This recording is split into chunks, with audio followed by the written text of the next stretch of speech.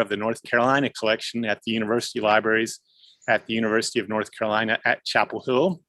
The library occupies the unceded and ancestral lands of the Occaneechi, Shakori, Eno, and Sissipahaw peoples.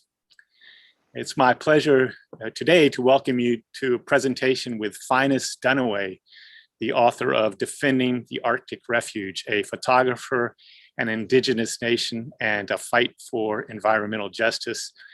His book is part of the UNC Press's Flows, Migrations, and Exchanges series, which publishes works of environmental history that explore the cross-border movements of organisms and materials that have shaped the modern world.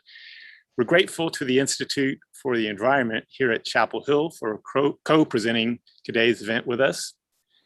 And now, before we move on, I just want to note that this event is being recorded and that the Q&A box is open for your questions. We'll have time to moderate those toward the end of our hour together. And so let me provide a little more background on Finis. As I mentioned, he's the author of Defending the Arctic Refuge, excuse me, a photographer, an indigenous nation, and a fight for environmental justice. Finis is a professor of history at Trent University in Peterborough, Ontario. He grew up in Mobile, Alabama, and he's been heading north since the end of high school. He earned his undergraduate degree in history from UNC Chapel Hill and a PhD in history from Rutgers University. Finis is the author of two other books, Natural Visions, The Power of Images in Natural Visions, The Power of Images in American Environmental Reform, which was published in 2005, and Seeing Green, The Use and Abuse of American Environmental Images, which was published in 2015. Welcome, Finis. Thanks so much, John, for the introduction. It's great to be back virtually in Chapel Hill. I haven't been there in a long time. I'm coming from my home in Peterborough, Ontario, which is on the traditional territory of the Mississauga Anishinaabe, and I teach history and environmental studies and media studies at Trent University. I'm really excited and honored to be here today. I want to thank John and everyone at the UNC Library, the UNC Institute for the Environment, and of course UNC Press, not only for co-sponsoring the event, but bringing the book into the world. I'm very grateful to Brandon Proya and everyone at UNC Press for making the book so beautiful. I think it will become clear from our conversation that this is not the book I set out to write, so I'll just go ahead and say that at the outset, that it emerged from years of research in libraries and archives, but also from interviews, from listening and learning from Gwich'in leaders, scientists, environmental activists, and many others across the continent who have been involved in this struggle, who helped me understand the issue differently and really to rethink the purpose of writing history. So I'm grateful to all of them and hope that they think that I've done some justice to this story. So thank you all. Yeah, great to have you, Finis. So images have clearly, and the effect of images in telling the environmental story are something that you've written about two times and with this book. So I think it's fitting that we start with an image. I'm going to show this one here and just get you to tell me a little bit about it and why this, how this sparked this, what eventually became a book. Yeah, so as someone who studies photography and visual culture, I can't say that this has happened to me very many times in my life, but I remember this moment very distinctly and vividly. It was the summer of 2005, and I was visiting family in Seattle, and appropriately enough, doing research in a library, since this event is hosted by a library at the University of Washington. And I was about to leave the library one day, and this picture literally stopped me dead in my tracks. I had to see what was going on here. I think it was the colors. You have this alternating bands of blue and orange, the flat land, the luminescent waters, all of which leads toward the horizon. which is the Beaufort Sea, the Arctic Ocean. But of course, what's really most amazing about the photo, the more you look at it, is all of those white birds that seem to flow like they coalesce like undulations and waves moving toward the horizon.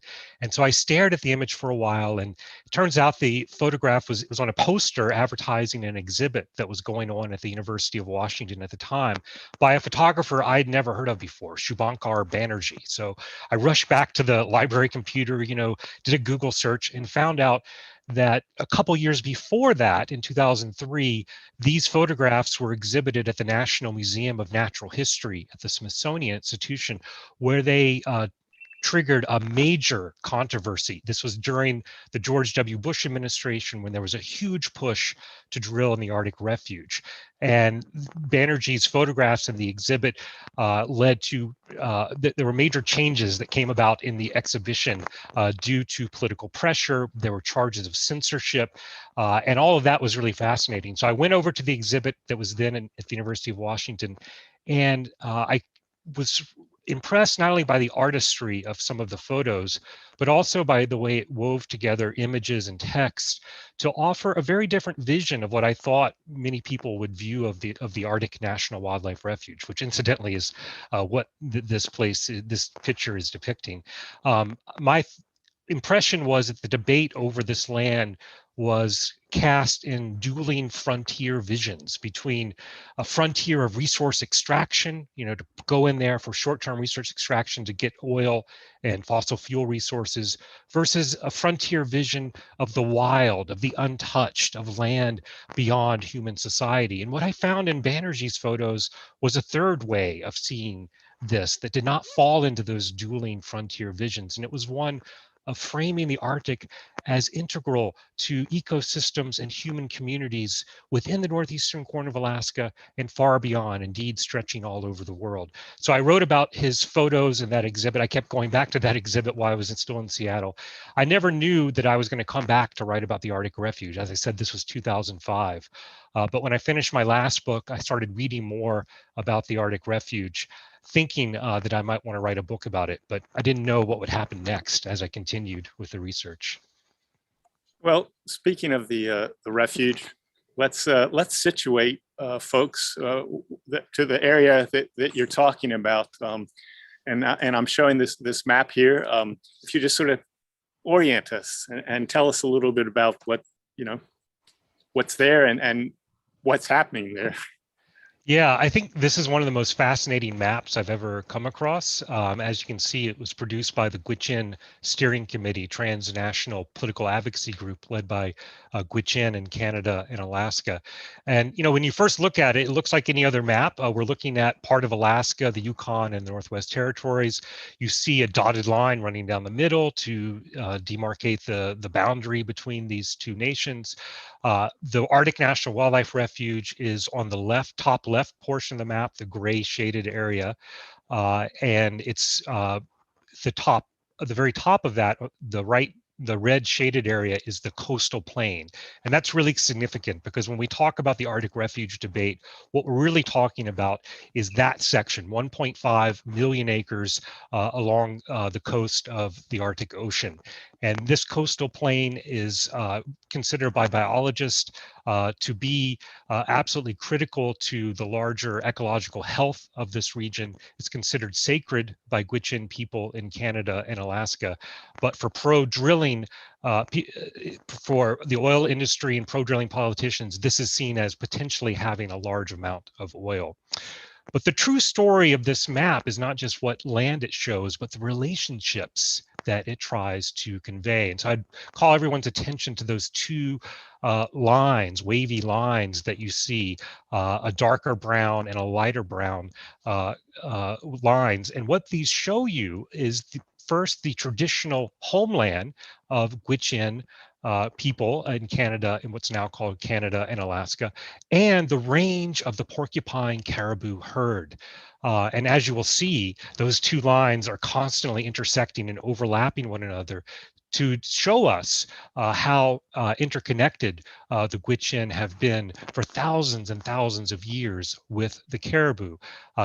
This herd, known as the Porcupine caribou herd, has about 200,000 animals in it, and they migrate every year to the Arctic coastal plain. It's their calving grounds, the place where they give birth. And for that reason, the Gwich'in call it the sacred place where life begins. So the map portrays and it offers a cartographic argument for the interconnections between human communities and wildlife species. And so give a little history in terms of when was this area protected? And obviously we know it because there's discussions and there is already some drilling there, but the drilling is an issue. Oil drilling.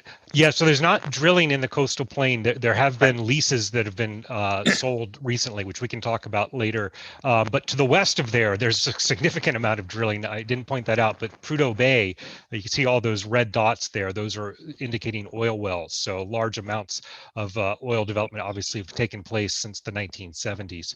But the Arctic Refuge was first set aside in 1960. It was known as a range at the time by Republican Dwight Eisenhower, following a big campaign by conservationists to protect this area. And then 20 years later, in 1980, following one of the biggest conservation campaigns in US history, it was doubled in size. This was part of a much larger piece of legislation signed by Jimmy Carter at the end of 1980. And this legislation protected much of the refuge. It doubled the size from what it had been set aside in 1960, but it left the coastal plain in legislative limbo, meaning it didn't give it wilderness designation, wilderness protection. It didn't allow for oil development initially, but it said that a future Congress would have the power to decide what would happen to this land. So again, that was in 1980. And ever since, from the Reagan years all the way through the Trump years and today, this has become one of the most contested lands in all of North America, a battle over oil development versus wilderness and wildlife protection, and one, as I explained in the book, that has brought together diverse groups and a series of unlikely alliances that have helped protect this place from oil development. Well, and I'm going to go with one more slide. You tell this, tell the part of the story of the refuge and the fight to save it through a character, and he sounds like a real character. This man here, Lenny Combe. Tell me a little bit about Lenny. Yeah, so I love this photograph, which also is the first photograph you'll see in the book, wearing his red long johns in the Arctic. Lenny Combe was born in Seattle, 1939, grew up in a predominantly Jewish, but also multicultural area featured with Asian Americans, African Americans, went to an integrated high school in Seattle. The same school that Quincy Jones and Jimi Hendrix went to for a while, and developed a strong interest in music, especially jazz drumming. He claims, to his friends at least, that he once jammed with Jimi Hendrix. I could never confirm whether that was true, but it makes for a good story. He went to the Berklee College of Music in Boston, got a percussion degree, and became a jazz drummer for about 15 years, including stints with the Cleveland Wrecking Company, which was a Bay Area band that opened for Santana and the Dead and CCR, kind of all the Bay Area icons.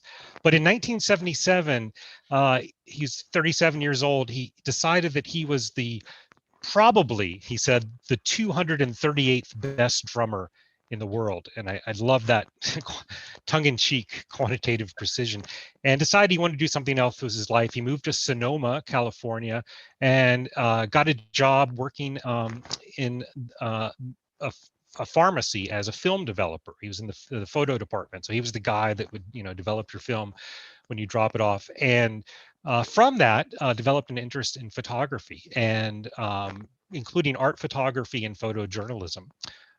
And when he was 47, he first went up to Alaska, and I can say more about that if you'd like, because that experience is what changes him tremendously. But what's important to note about him and some of the other characters that appear in the book is that they're people that I describe as unlikely activists. They were not people who set off thinking they were going to save the world or be environmentalists or anything like that, but they had these epiphanies, sometimes in the Arctic, that changed the entire course of their lives.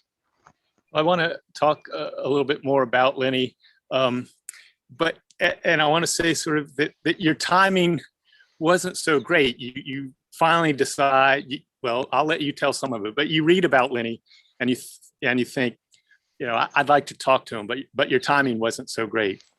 Yeah. So in 2014, when I started wanting to learn more about the Arctic Refuge, I actually went back through some file folders I'd accumulated when I wrote the essay about Shubhankar Banerjee 9 years earlier. And there was one that was marked not important, but I kept it because I'm a pack rat. And in that, I found this article from Sierra Magazine called Camera with a Cause. And it was a short profile of this guy named Lenny Combe, and he was described as someone who had a slideshow that he was going around the country showing to churches and schools and libraries about the Arctic Refuge. And I thought this was a quirky little story, but I wanted to know more. And as someone who was interested in visual culture, I liked the idea of looking at visual culture from the bottom up rather than thinking about just mainstream iconic images. So I said, okay, I'm going to write this guy a letter. So I started writing a letter, and I put it aside for a while to do a little more research. And I was about to send it. This is in October of 2014. And I Googled his name one more time just to get the right email address. And the first thing that came up was his obituary. He had just died on September 25th of that year. And I thought, well, this is the first time I was going to do oral history, to do interviews. I thought this is not really an auspicious beginning for my oral history work. If I'm, the first person I want to interview, sadly, has passed away. I ended up talking to a good friend of his the next day in North Carolina, which is where Lenny had lived for the last 25 years of his life. And he said, by the way, I'm giving the eulogy at his memorial on Saturday. It'd be great for you to come down. And I didn't know how to respond to that. I didn't know if it'd be appropriate for me to attend for someone I never met. But he said, no, this wasn't going to be a somber occasion. It's to be a celebration of his life. And he said, Lenny would want you to be there. So I went down to that memorial, and among the things that happened there was a speaker from the Gwich'in Nation from Alaska who talked about her time with Lenny, about being on the road with him on his slideshow tours, because he often would have Gwich'in representatives with him. And she said near the end of her talk that if it wasn't for Lenny, there would be oil drilling in the Arctic Refuge right now. And many other people said that to me at the potluck dinner afterwards. And I thought, well, I was a little skeptical, like this is, I think in the book I say something like, who hasn't engaged in hyperbole at a funeral? Yeah. But that stayed with me. That question is it possible that a low budget slideshow could have had that much of an impact in building a political movement, in fighting the oil industry and keeping oil drills out of this place? And that led to, what I can only describe as somewhat of an obsession over the next few years to piece together this story. So as you describe it, Lenny goes to up to the Arctic in 1987, I think. That's right. And, yeah. And then he comes back. He's deeply affected, and he forms a group called the Sonoma Coalition for the Arctic Refuge. So tell me about that group and what it does, or what it did. Yeah, so in his time in Alaska, he went up because, as I say, he was a photojournalist, and he found out that Audubon magazine was going to do a special issue on the refuge. And so he went up there basically hoping to make money. Like, he could take some pictures and sell them to Audubon. He had no idea that this was going to change his life. He went to Prudhoe Bay to see the oil development facilities there. He went to the Arctic Refuge, but it was his time in Gwich'in communities, first Arctic Village, Alaska, and then over in Old Crow, Yukon, that completely changed his perspective on the issue. He saw that this was no longer about oil versus wilderness, but it was about indigenous rights, and it was also a fight against cultural genocide. That's the language that the Gwich'in use. And that is what really motivated him, inspired him, gave him this sense of a revelation in the Arctic, that he wanted to devote his life to this. So he came back to California. They formed this little group, Sonoma Coalition for the Arctic Refuge. And at first, their goal was to get their representative to vote against oil drilling. So it's a very, modest effort to influence one member of Congress. His name was Doug Bosco. He was a moderate Democrat who was leaning toward oil development. And so someone that Lenny had met in the Sierra Club said, if you really want to help out, you can deliver Bosco. And so that becomes, the impetus for this campaign. But then over time, they decide they want to, make it a national public outreach effort modeled on their work to persuade Bosco. And the people there in this group, they were sort of fortunate by the talent and the varied personalities that were there. Lenny with his photographic skills. There was a guy named Glendon Brunk who wanted to be a creative writer. And another person named Richard Dale, who was in folk rock bands and had an indie record label. And so what I say in the book is they were sort of applying DIY culture, do-it-yourself culture, to participatory democracy, to a grassroots movement. And so they were knocking on the doors of funders. They were trying to get money to make a documentary film, but they could never pull that off. They couldn't get enough money. And so that's when they hit on this idea of a slideshow. It would be, cheaper. And Richard Dale had seen something called a fade dissolve unit. And this is really key to how the project comes together. This is a device that you would attach to two slide projectors so that one slide is fading out while the slide from the next projector is fading in. And all of this is cued by the fade dissolve unit. And so they were able to have narration, music, a soundtrack, along with the two projectors. And so it's almost like a documentary film in the way that they created what is known as the last great wilderness slideshow. Yeah, well, and speaking of that, you managed to track that. The slideshow was digitized, and as you said, that there was, although long after Lenny was traveling with it, and there was a soundtrack. So I want to, and you've put it up on a website for the book, which is defendingthearcticrefuge.com. I want to show a clip from the slideshow, and I'll let you set it up a little bit. And I will warn folks that, that your screen will be black for a few 30 seconds or so. Yeah, so this is recently digitized by Richard Dale, from original member of the Sonoma Coalition. But for almost 20 years, Lenny took this show on the road, and he carried these, two slide projectors in wooden boxes with all the gear he needed, speakers and sound equipment and everything else. But what Richard Dale tried to do is sort of replicate the original experience of the show by preserving this fade dissolve feel. So what you're going to see in the slides is exactly what I described. There'll be moments where they'll be seeming to be superimposed on one another. There'll be sort of visual mysteries. What am I looking at? But for the first 37 seconds, it's just going to be Richard Dale singing. And so don't be confused by that. And when he says, so light begins, you'll see images. It's sort of like the book of Genesis.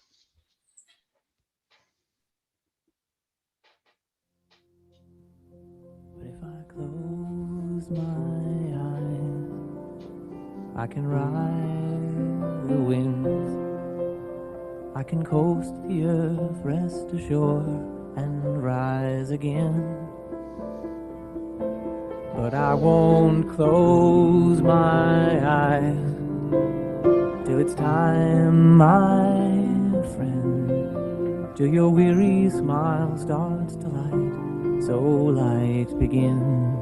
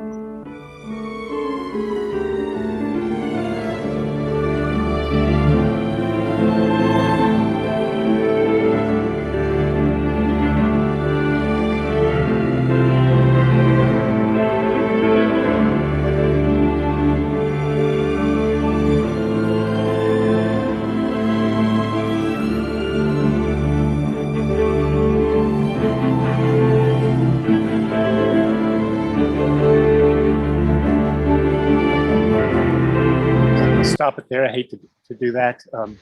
So you look at this, and the first things I noticed was, by today's standards, it's a little rudimentary, and it's beautiful nature photos, but there is a little rudimentary. How do you respond to that?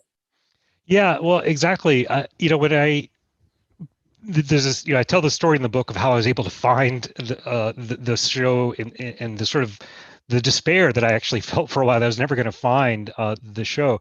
But when I first, before I saw it, I definitely had low expectations. I thought, okay, this a group of amateur activists in Sonoma, California in the late 80s. How good could this be? And it does begin, I think, in a very simple way. I expected the show to offer a sort of vision of the Arctic Refuge as this pure, pristine place apart from human society, and really be cast in a traditional language of wilderness with all the colonial baggage that idea has attached to it. But as you go through the show, what I was struck by and continue to be impressed by, actually, after watching it so many times, is the way they layer so many issues that made the show actually very cutting edge for that particular moment. Up until 1988, the mainstream national environmental groups had done very little in terms of emphasizing the human rights issues at stake in this fight, let alone partnering with the Gwich'in people in their campaigns. And so the Sonoma Coalition, the more you go through the show, you see it begins with this, simple evocation nature scenes, but they layer issues ranging from wildlife habitats to the dangers of fossil fuel development in the North Slope. And there's some really stunning photos there of gas flaring and other development in Prudhoe Bay. And then around the 18-minute mark, you get discussion of the human rights issues, the Gwich'in ties, the Caribou, the thousands and thousands of years that they've built relations of responsibility with the land and the animals. And there's discussion of climate change. They use the term global warming then, and the need to transition to a more sustainable energy system. All of these things are very much part of the Arctic Refuge campaign today and would not be surprising to come across. But this is 1988, when environmental groups, with some exceptions, had rarely talked about those kinds of issues. Bill McKibben's End of Nature is published in 1989, the first popular book on global warming. And so I see what they did as a really crucial effort, an innovative effort to layer these kinds of issues that we often don't see in wilderness struggles. And that really, I think, positioned them as kind of, on the cutting edge, not only of environmental activism, but of alliance building. And this happened, not just out of sort of intellectual reasons, but because of very close personal bonds and connections that were being made, particularly by Lenny Combe in Gwich'in communities such as Old Crow, Yukon, where these are relationships that are being built. This is not, simply instrumental, expedient strategy by NGOs to try to find mouthpieces for their campaigns. This is built upon trust, solidarity, relationships that began in 1987 and then would continue for years and years to come.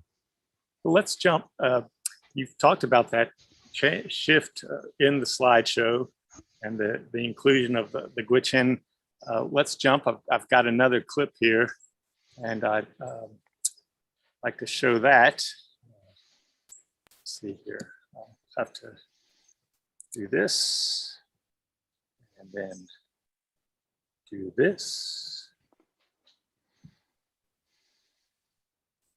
Okay. You're doing a great job, John. Oh, thanks. All right, here we go. This is a second clip. Whoop, sorry about that.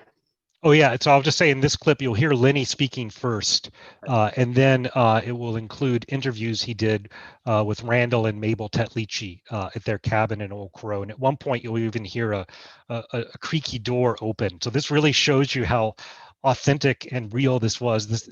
You get that gritty materiality in the audio recording. It seems to me that the time has come to listen to the wisdom of these people who have been stewards of the land for thousands of years. Lenny, we want to be heard. We want the whole world to know we do exist. What would you tell them? I'll tell them we live north of the Arctic Circle, and we've been living off the land for centuries, and that we depend on the porcupine caribou herd every day of our lives. I mean, I did since I was born, and my grandparents and grandparents, only God knows how many grandparents before me depend on it. And now I want to see my grandchildren depend on it. I mean, we make use of everything on the caribou, right from the hoofs right to the horn. We make games out of it, we make different medicine out of it, we eat it, we make clothes with it, we make tools with it. You know, that's our survival. If there's no caribou, we're gonna have a hard time with it. And I hope people from the south listen to us and try to get the picture that we talk about.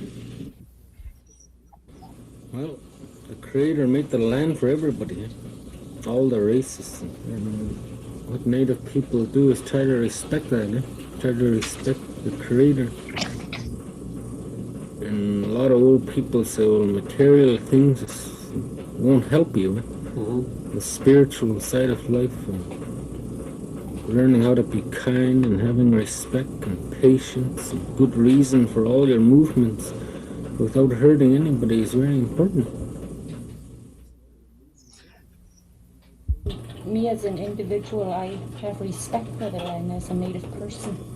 I have respect for everywhere I go. We're just people that live off the land, and we could teach people lots. I feel we could teach people lots. But proponents for development. So you're seeing some of Lenny's photos in that. Interestingly, you also see shots from a caribou hunt, which I think probably not exactly what you would expect from a presentation by environmentalists. Yeah, absolutely. You know, when you think about traditional wilderness wildlife landscape imagery, the focus is going to be on the sublime aesthetic, on the remote wilderness, and on wildlife that seemingly is disconnected from human population. So to have those photographs from a hunt that Lenny was invited to join, including skinning the carcass, you know, this is not something that would have been typical in environmental imagery up until that time. So it's what's, again, one of the remarkable things to me about this story is you have this small grassroots group in Sonoma, California, that's building these relationships and reframing popular perceptions and understandings of this place in collaboration with Gwich'in communities. You know, in Lenny, those photos he took, he wasn't a salvage ethnographer. Like, he wasn't coming up there like many white photographers in indigenous communities to document a culture he thought was doomed to extinction. Rather, he saw these images, and the Gwich'in people who invited him to come to their camps and photograph there saw the photos as something that would play an active role in helping to amplify their voices and really make those issues and concerns at the forefront of the Arctic campaign. Yeah, why did the Gwich'in join in the fight? Yeah, so, and there's a longer history, of course, you know, that I include in the book of indigenous resistance to all kinds of colonial mega projects across Alaska and Canada, and their long-term involvement going back to that legislation in 1980 to make sure that oil drilling was not allowed in the Arctic coastal plain. Not just the Gwich'in, but the Inupiat as well joined in that fight to make sure that there was not oil drilling allowed in the 1980 legislation. But the Reagan administration, when it released its report in 1987 that was called for by the 1980 legislation, it recommended oil development. And it did this in a way that was essentially disregarding the evidence and the data gathered by Fish and Wildlife Service scientists. And that report called for oil development, saying that it would have, you know, very negligible impacts upon wildlife and people. And so the Gwich'in in 1988 called a gathering in Arctic Village, Alaska, bringing people from communities across Alaska, Yukon, and Northwest Territories to Arctic Village for a few days in June of 1988. And Lenny Combe was there because he had spent the whole summer of '88 in Old Crow and other communities, and he was asked to come along to the Gwich'in gathering. And after that gathering is when they formed the Gwich'in Steering Committee. And from then on, their plan was to tell their story to the world, not just working behind the scenes, but really sharing their experiences and histories with larger publics. But it's important to stress that their reasons for fighting Protect the Arctic Refuge overlap with, but are not synonymous with the reasons many environmentalists have. Sarah James, now a Gwich'in elder, said that we're not fighting for this place because it's beautiful. Rather, we're fighting because if we protect the land will also protect us. And so it's a very different set of values and reasons, including their subsistence, their cultural survival, their fight against cultural genocide, and what the Indigenous scholar Kyle Powles-White has called the relations of responsibility, trying to hold on to these relations that they have built and maintained with the Caribou, with their surroundings since time immemorial. I want to remind folks that we have a question box, and feel free to submit your questions. We'll get to them shortly.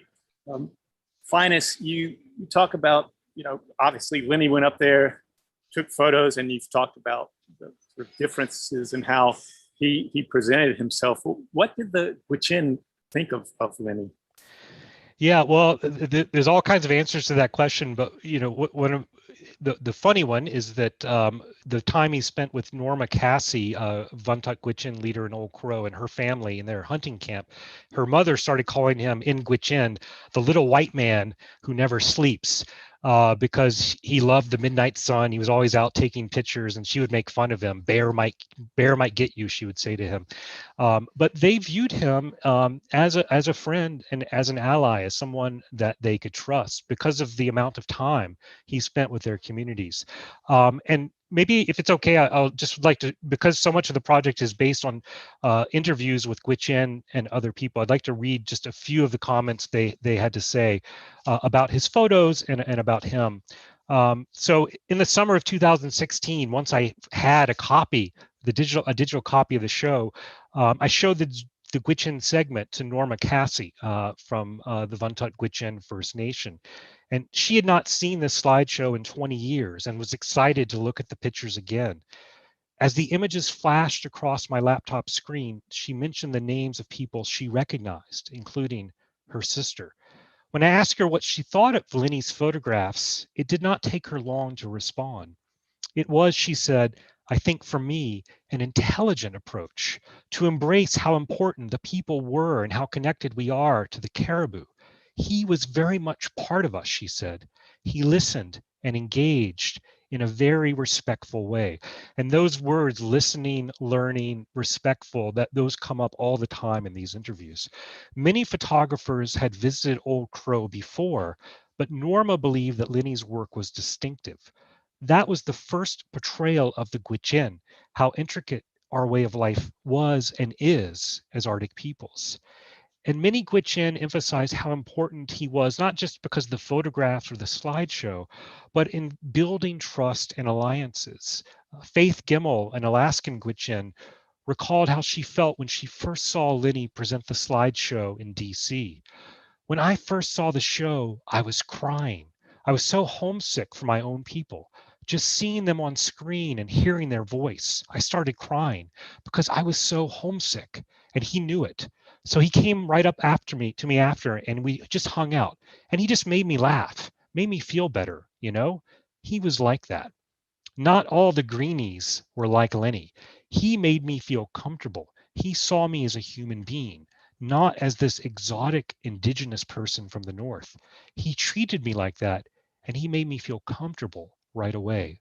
We were close from then on. And this sort of goes back to the question you asked about the reasons for engaging in this fight. And the challenges of building alliances across from environmentalists and indigenous peoples. And this is something that Faith also emphasized in our interview. She recalled an advice a Gwich'in elder once gave to her. Speaking about environmentalists, he said, "We'll work with them, we'll have respect for each other, but in the ultimate end, we might end up standing alone." So I always remember that, she said, because they're not invested. They don't live here. It's not their children that will be impacted. So for them, they could walk away tomorrow, jump on some other issue, and leave us hanging. Faith said that Lenny was one of the key environmentalists who helped build trust and strong ties with the Gwich'in. That's why people like Lenny were important, she said, because they were a linchpin. They kept us connected. And the other point to stress about the slideshow tours that Faith also emphasized was the diversity of Gwich'in who went on the road with Lenny, coming from their communities above the Arctic Circle to all kinds of places across the lower 48 for weeks at a time to show the slideshow and share their stories. She said he traveled with elders, he traveled with youth, he traveled with women. We have to trust whoever is with them, they're going to take good care of them. We've sent cherished elders, cherished young people to him from our villages because we trusted him. So, some great quotes. So how effective do you think that the slideshow was in talking about and protecting the refuge? You're right. So that's the burning question in the book, I suppose, right? Is that, did this slideshow protect the Arctic Refuge? Did it defend it from oil drilling? And what I try to do is never come out and give you a direct answer to that question, but sprinkle enough evidence throughout the book to make you think that that possibility strongly exists. And I did that through the interviews I did with all kinds of people, with Gwich'in, with environmental staffers in DC, with grassroots activists around the country, and through looking at local newspapers to look at reports about slideshow tours, to look at letters to the editor. This is a crucial part of the strategy of the campaign, and to look at votes, especially close pivotal votes. So a lot of the narrative in the book hinges on some of those sorts of moments. And so I hope someone leaves with the sense that this had an unusually important and surprising impact on the campaign and may well have made the difference in some of these key votes.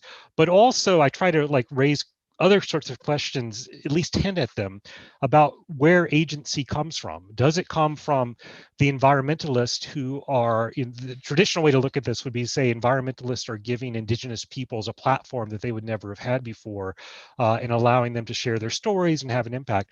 Or does agency work the other way? And I include a lot of stories of people like Lenny, like Shubhankar Banerjee and some other characters in the book, whose involvement and their epiphanies that they have in the Arctic is partly the result of a longer history of indigenous struggle, of indigenous agency in protecting their ancestral lands. And so at times I want someone to think that, yes, it's all the slideshow. It's not Lenny as a singular individual, but Lenny as part of this larger movement. But where does the power and the momentum and the agency lie? Is it with these sorts of figures, or is it with Gwich'in and other Arctic indigenous peoples? But the whole effort is to move the storyline away from an inside the Beltway narrative, which is important. And I do acknowledge the role of lobbyists and staffers in DC, but to see also power coming from outside of the Beltway. We use the term trickle-up politics, the trickle-up theory of politics. Yeah, that's a phrase which I love, that I found in some the historian's dream and some very obscure report. It was minutes of an Arctic strategy session where they use this phrase, the trickle-up theory of politics, that I think is really evocative and really encapsulates the political vision underlying this movement. Basically, the idea is that you have this place which is far away from where at least people in the lower 48 live. So how do you make that place matter to them? And how in turn do you make their concern affect politics in DC? And the trickle-up theory, the idea is, it's sort of counterintuitive. You take a this issue, you make it national by bringing it to the grassroots, bringing it to local communities, in the hope that citizen letters to politicians, letters to the editor, other types of actions will then trickle up from local media outlets to national media outlets, and from the populace to politicians and their staffers in DC.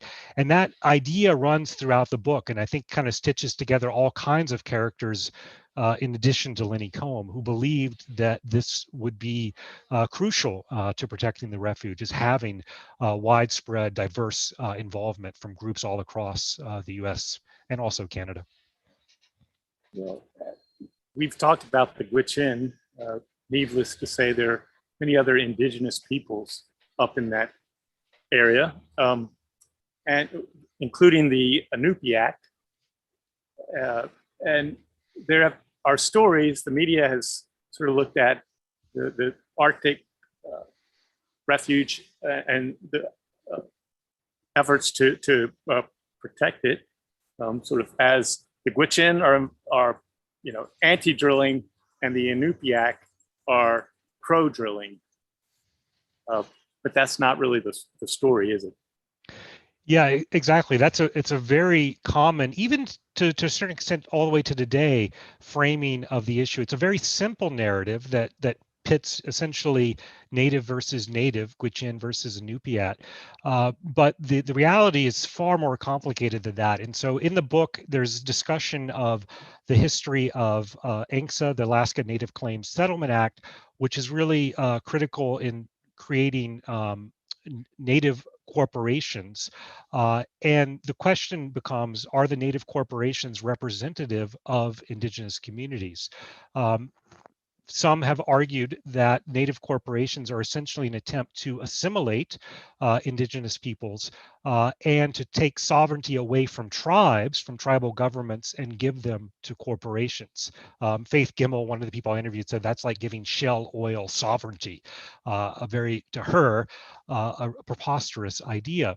But it's true that native corporations, including the Arctic Slope Regional Corporation and the Kaktovik Inupiat Corporation, have long been pro-drilling. They present themselves as representatives of all Inupiat people, including of Kaktovik, a village that would have been on that map that we showed at first. But many people who live in Kaktovik, many Inupiat, are in fact against drilling in the oil in the Arctic Refuge. And I talk about some of those individuals who've been most involved in that over time, including Robert Thompson and others who have built solidarity with the Gwich'in and who say that the native corporations are not true representatives of their people, and that sovereignty belongs with tribal governments and not with corporations. I want to get to sort of where we stand now with the Arctic Refuge, but we started with some photos by Shubhankar Banerjee, and I'd love just to show a few more of those and have you tell us a little bit more about Shubhankar. So let me just jump ahead here, these slides, if I can.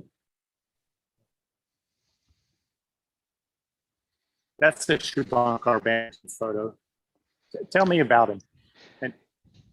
Yeah, so he's another, unlikely activist that figures in the story. He grew up in Calcutta, India, and immigrated to the United States to go to graduate school in New Mexico. First to study computer science. He got bored with that, switched to physics, worked later for Los Alamos and for Boeing Corporation in Seattle, but really developed a passion for photography and nature.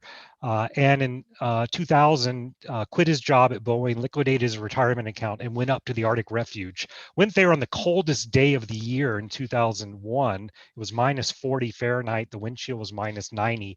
And he said, I'm from Calcutta. What am I doing up here? I'm not going to survive.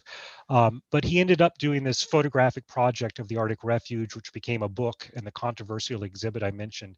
And Shubhankar's work is notable for a lot of reasons, including what you see in both of these, which is he tended to simplify the color palette through bichromatic or even monochromatic images. These particular photos were taken from an airplane, which was not something he wanted to do originally, but he decided to because the aerial perspective, he believed, gave you a greater glimpse of animals. In this case, it's the porcupine caribou herd migrating toward their calving grounds in the Arctic Refuge.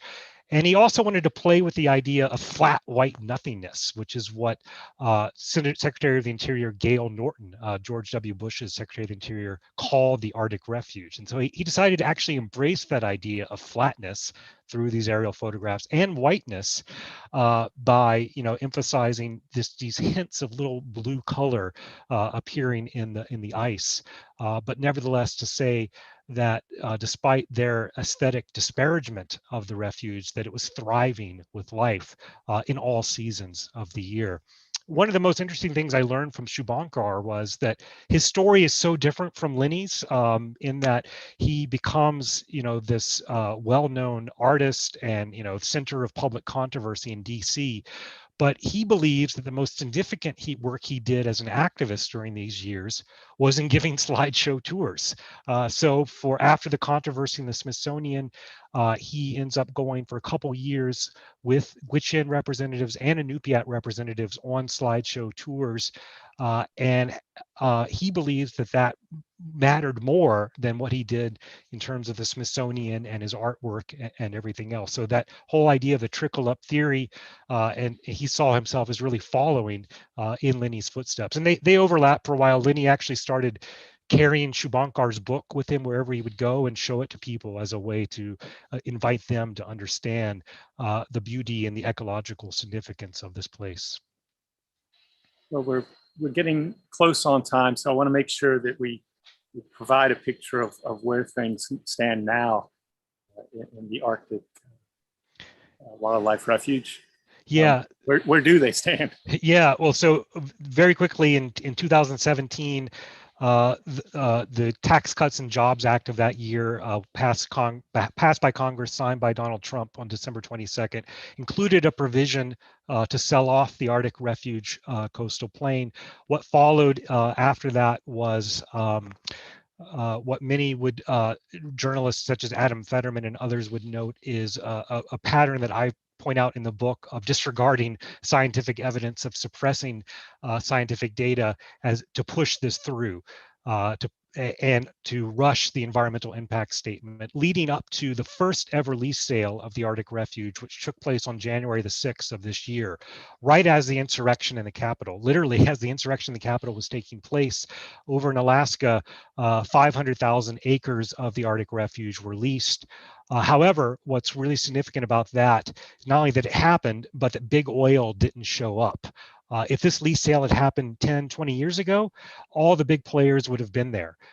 In this case, two very small oil companies that you've never heard of before put in bids, as did an Alaskan state-run corporation bought most of the bids that were leased on that day.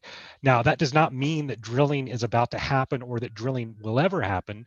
One of the things that occurred over the last few years is that the history that I write about in this book is primarily a legislative history about trying to influence votes on Capitol Hill, but the campaign following the Tax Cuts and Jobs Act also moved into other realms, corporate and banking, getting major banks to say they would not finance Arctic drilling, getting major oil companies to think that this would be bad business. And there's a number of legal challenges taking place in the courts right now, brought by the Gwich'in environmentalists and others. So it's an ongoing fight and ongoing struggle. Biden has put a pause on development activities in the Arctic Refuge. We don't have time to go into this, but I will just say that there was a report just yesterday, however, that Biden has seems to have plans to continue an oil drilling project approved by Trump to the west of the Arctic Refuge, the Willow Project near the Inupiat community of Nixit. So there's a lot of complicated politics surrounding Alaska and oil resources that are continuing into this day. Well, just briefly, because we will have to wrap up in a minute, but you wrote this book largely during the Trump era. And what was it like writing about this issue with Trump and the actions that were happening in Washington? Yeah, I mean, when I first went to Lenny's memorial in 2014, Obama was president. The issue had really moved into political quiescence for a while. And then obviously that all changed following the 2016 election. I think it gave me a greater sense of an appreciation for the contingency of history. And that's something I write about in the book. And it also led me to the relationships I was building with people as historical subjects also became oddly relationships that were focused on the present as well. And so I ended up writing some op-eds and letter campaigns for teachers and scholars from some of the people I interviewed. And there was a sense that I began to understand the history that I was writing was also one that was very much entangled with the present. And the relationships that Lenny had built many years ago were also being in some ways revived in unexpected ways that are continuing now. People who knew one another 20, 30 years ago, from me interviewing them, they've been reconnected and are doing all kinds of interesting projects together. But the word defending is really important, I think, in the title. I don't think I recognize that as much until seeing some of the changes with Deb Haaland as Secretary of Interior and Joe Biden as president. The book is very much cast in the frame of a fight against oil development. I think a lot of what's happening at the federal level now, hopefully, but also within Alaska, is about envisioning other futures and not just a defensive struggle to protect this place, but looking for long-term protection of the refuge and trying to move Alaska into a different economic model that's not so tied to fossil fuel development. And a lot of that's being led by a range of indigenous leaders and their environmental allies in Alaska. Oh, you're muted, John.